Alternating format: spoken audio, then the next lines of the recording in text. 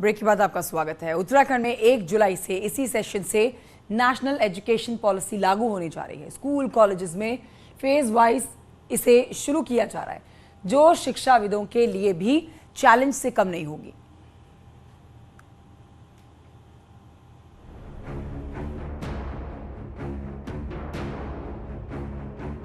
1 जुलाई से सभी school college में नेशनल एजुकेशन पॉलिसी लागू होने जा रही है। सभी स्कूलों में प्राइमरी क्लास से ही बाल वाटिका के तौर पर इसे शुरू किया जाएगा। वहीं सेंट्रल यूनिवर्सिटी से एफिलिएटेड कॉलेज में तो एडमिशन के लिए एनरोलमेंट की प्रक्रिया भी शुरू कर दी गई है। कि नई शिक्षा नीति में 4 कंपोनेंट बहुत महत्वपूर्ण हैं।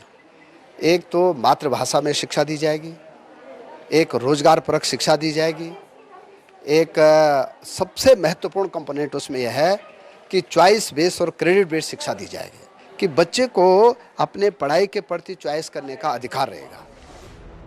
वहीं एजुकेशन फील्ड से जुड़े लोगों का मानना है कि पहले सिर्फ किताबी ज्ञान को माध्यम बनाते हुए आकलन किया जाता था, लेकिन नेशनल एजुकेशन पॉलिसी समझ को प्राथमिकता देती है। नेशनल एजुकेशन पॉलिसी है, जो हमारी राष्ट्रीय शिक्षा नीति है, इसको चरणबद्ध तरीके से लागू करना है। पूर्व में हम सरकार के द्वारा इसको अंगीकृत कर लिया गया था कि इसको हम अपने प्रदेश में लागू करेंगे। जो आप जुलाई से बात कर रही हैं वो हम बाल वाटिका प्रारंभ कर रहे हैं, यानी कक्षा 1 के पहले की जो पूर्व कक्षाएं हैं वो हम संचालित करेंगे।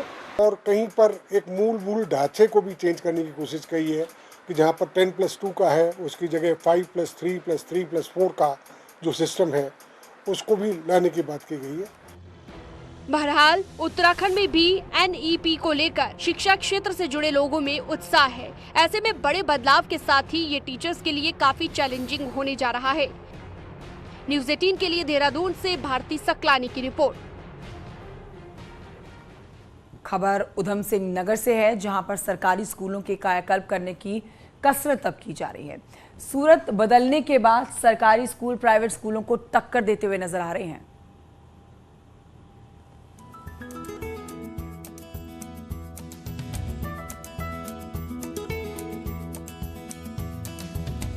कभी उधम सिंह नगर के सरकारी स्कूलों की पहचान पुराने हो चुके भवन, बरसात में टपकती छत, स्कूल परिसर में उगी झाड़ियों और टाट पट्टी में बैठकर पढ़ाई करते बच्चों के रूप में होती थी।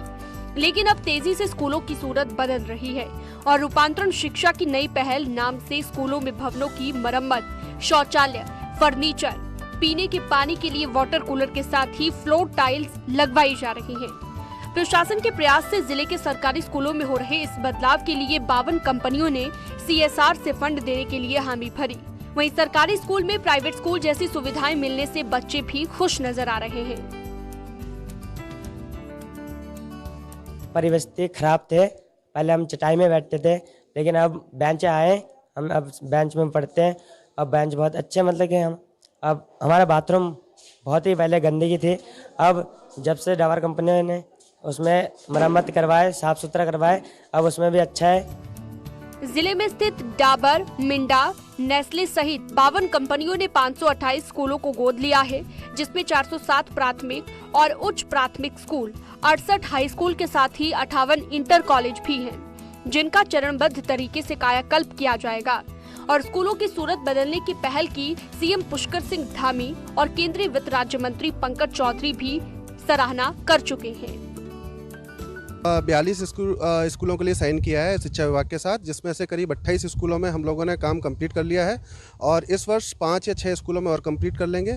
इसी क्रम में एक्चुअली हम लोगों ने वहाँ पर डेस्क बेंच, भाला पेंटिंग, कुछ सिविल के काम, किचन गार्डन, ये सब कंप्लीट किए हुए हैं काम। इन तरह से काम करवाया जा रहा है।